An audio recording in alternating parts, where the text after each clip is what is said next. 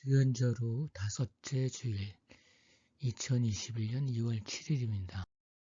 오늘의 말씀 이사야 40장 21에서 31절, 고린도전서 9장 16에서 23절, 마가복음 1장 29에서 39절입니다.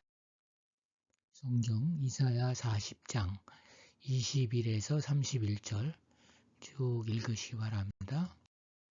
그리고 고린도전서 9장 16에서 23절입니다. 그리고 마가복음 1장 29절에서 39절입니다. 오늘은 나에게 전하는 복음, 이런 제목으로 말씀을 전하겠습니다.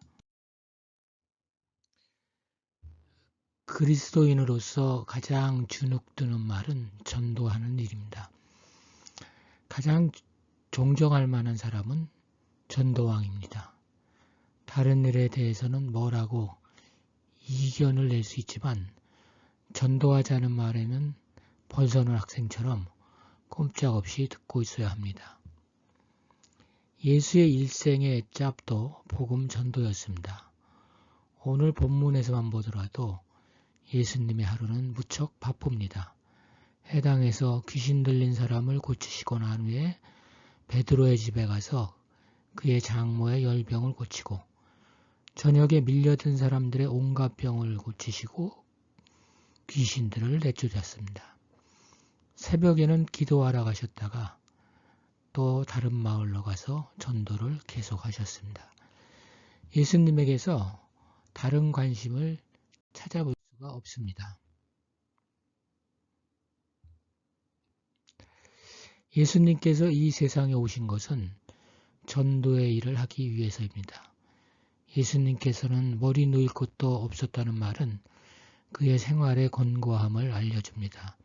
즉, 부유할 수 있으나 그것을 누리지 않으신 분, 자족할 수 있으나 밤에도 잠들 수 없어서 새벽같이 기도해야 했던 분의 삶은 전부를 바쳐서 복음 전도에 매진한 생이었습니다.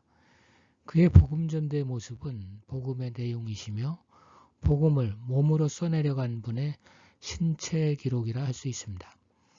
복음을 위해 스스로 가난과 병약함을 택하시고 자신의 몸을 십자가에 들이신 분에게 복음 이상의 것은 없었고 복음 외에는 아무것도 몰랐습니다. 그런데 그분은 복음을 단순히 말로만 전한 것이 아닙니다. 그의 말씀은 설교식으로 복음서의 일부 집중적으로 나타날 뿐입니다. 오히려 그분의 전도는 병자를 고치고 귀신을 쫓아내는 방식으로 행해졌습니다. 복음이 말이 아니라 능력이라는 것은 바로 그와 같은 방식들 속에서 사람들이 하나님의 능력을 변화시키는 힘을 체험했기 때문입니다. 부활하신 예수를 만난 바울에게서도 유사점을 발견할 수 있습니다. 바울에게 복음 전도는 인생을 쏟아붓는 인생잡이였습니다. 누가 자기 인생 전체를 쏟아붓는다면 그 일은 가치 있는 일일 것입니다.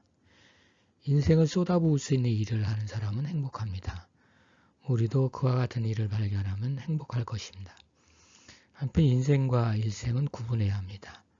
한평생 자신의 전부를 쏟아부을 수 있는 일을 하는 사람은 행복할 것입니다. 그러나 누구나 다 그럴 수는 없습니다. 보통 사람이라면 그저 인생의 한순간이라도 그렇게 자신을 모두 쏟아부을 수 있는 일을 해보았으면 하는 바람이 있을 것입니다. 우리는 바울이 아닙니다. 누구나 바울이 될 수는 없습니다. 그리고 지금은 바울의 시대와는 다른 시대입니다. 오늘 이 시대만큼 복음이 쉽게 널리 전파되던 시대가 있었을까요? 그리고 이 시대만큼 복음의 위력이 없던 시대가 있었을까요? 복음은 넘치지만 그 영향력은 전무한 시대에 우리는 어떻게 복음을 전파하는 그리스도인의 기본적인 임무를 감당해야 할까요? 바울은 그에 대해 구체적인 내용을 전달합니다. 그것은 복음을 전하지 않고 복음을 전하는 방법입니다. 그리고 강력한 복음의 효과가 있는 방법입니다. 우선 복음을 전하는 자는 아니 그리스도인이라고 합시다. 우선 그는 필요할 경우 대가 없이 해야 합니다. 그것은 대가를 받을 권리를 포기하는 것이지만 대가와 무관한 경우에 권리를 포기하는 것을 포함합니다.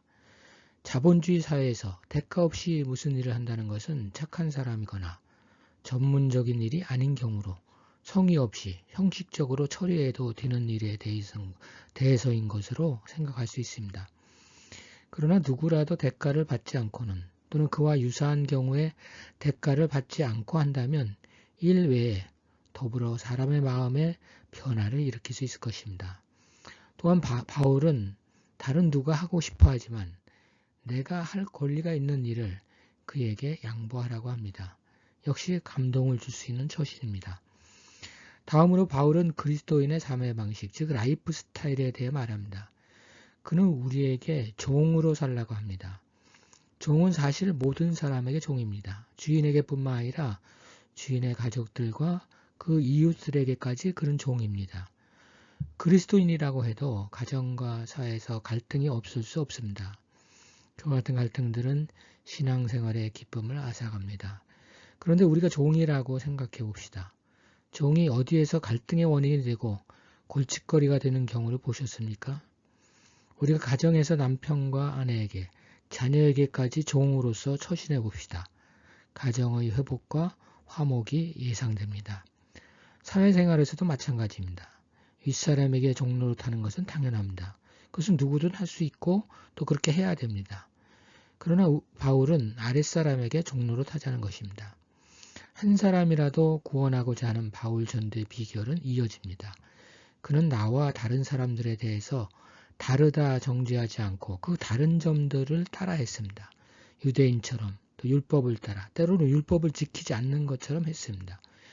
영혼 구원과는 무관한 것들에 대해서는 너그럽게 받아들였습니다. 우리 대부분은 내 생각이나 의견 그리고 취향이 다른 사람에게 다가가기 어렵습니다. 상대가 가진 것들이 싫기 때문입니다.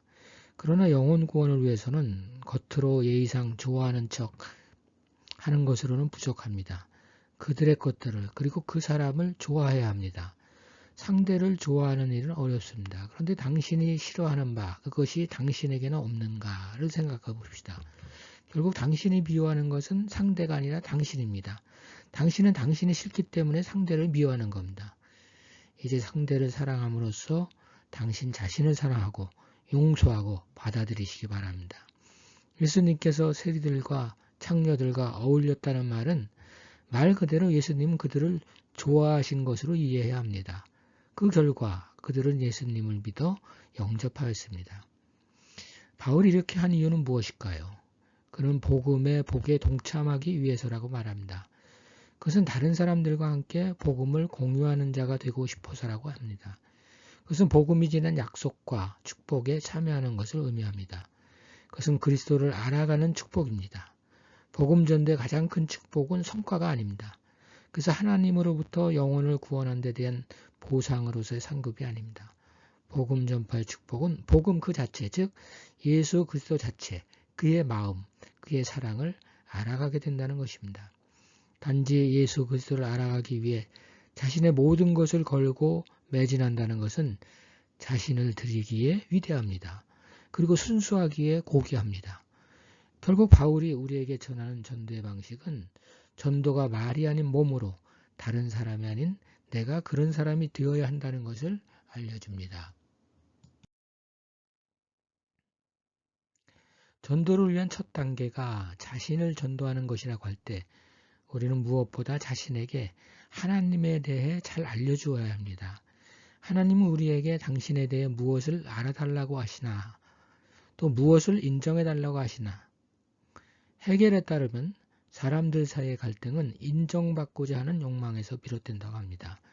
그것이 충족되어야 자기 정체성도 정립된다고 합니다. 하나님은 물론 구태여 인간의 인정이 필요 없으신 존재이시지만 그럼에도 오늘 본문은 그런 느낌이 듭니다. 악셀 호네트는 인정은 인간이 자신의 삶을 성공적으로 실현시킬 수 있는 사회적 조건이자 개인들이 자신에 대한 긍정적인 관계, 곧 긍정적 자기의식을 찾아낼 수 있는 심리적 조건이기도 하다라고 말했습니다. 그래서 인정받지 못하는 사람은 특히 사회적으로 모욕이나 무시를 받을 경우 분노라는 심리적 반작용을 일으키고 이 분노는 사회적 투쟁에 나서는 심리적 동기가 된다고 합니다. 인정을 이런 뜻에서 생각하면 불신앙은 마치 하나님이 우리를 모욕하거나 무시하는 데서 비롯된 결과처럼 여겨집니다. 그런데 하나님께서 우리에게 그런 식으로 상대를 하신 적이 분명 없을 터이니 오히려 우리가 하나님을 향하여 주님께서는 나의 사정을 모르시고 하나님께서는 나의 정당한 권리를 지켜주시지 않는다. 이렇게 불만과 불평을 터뜨리니 하나님께서 우리에게 대항할 만하십니다. 그런데 어찌 하나님은 우리 먼지 같은 인간들과 다투시겠습니까? 그러나 한번 내가 하나님이 누구인지 생각해 보자는 것입니다. 억울한 하나님이 오히려 우리를 달래십니다. 먼저 하나님은 자신의 영원, 무한한 본성에 대해 말씀하십니다. 복음 전도는 하나님의 영원하심과 무한하심을 알리는 것입니다. 그리고 하나님은 생명의 주관자이십니다. 우주의 나이는 대폭발, 빅뱅이라고 하는데 거기서부터 지금까지의 시간입니다. 우주가 한 점에서 시작되었다면 은하들이 지금처럼 멀리 떨어지는데 걸린 시간이 우주의 나이가 될 것입니다. 그것을 계산하면 우주의 나이는 138억 년쯤 된다고 합니다.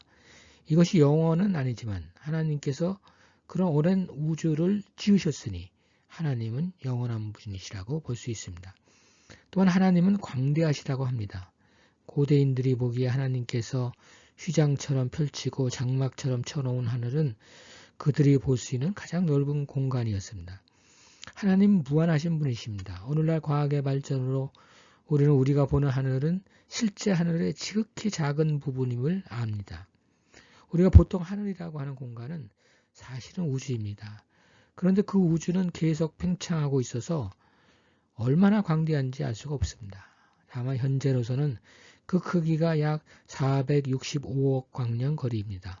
오늘 본문은 우주의 모양도 최근 과학의 이론에 가깝게 말하고 있습니다.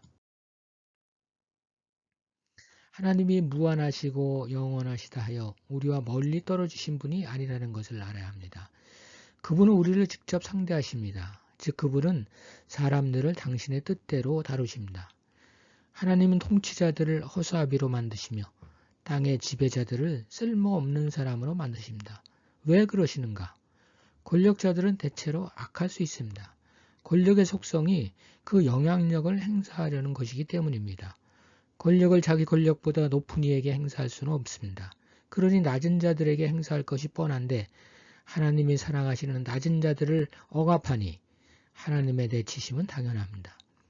세상에 권세 있는 자들은 심기가 무섭게, 씨를 뿌리기가 무섭게, 뿌리를 내리기가 무섭게 말려버리시는 하나님은 그를 의지하는 자의 간구는 또 들으십니다. 사람들은 오해할 수 있으나 하나님은 우리의 간구를 들으시는 분이고 우리의 사정을 아시는 분이십니다. 그리고 우리의 권리를 지켜주시는 분이십니다. 그리고 우리를 위해 선을 베푸실 만한 능력을 가지신 분이십니다. 그분은 피곤을 모르는 영원히 일할 수 있는 분이고 땅의 모든 것을 땅끝까지 창조하신 분이기에 못할 것이 없는 분이십니다. 하나님은 피곤을 모르시고 우리를 돕습니다. 지칠 줄 모르고 돕습니다. 또 지혜롭게 돕습니다. 하나님께 바라는 사람은 또 구하는 사람에게는 힘이 되어주시는 분이십니다. 그분은 그럴 준비가 되어 있습니다.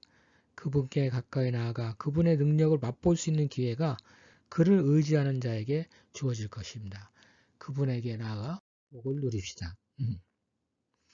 우리가 복음 전도를 하기 위해 할 일은 먼저 우리 자신에게 하나님이 어떤 분이신지를 알리는 것이라고 했습니다.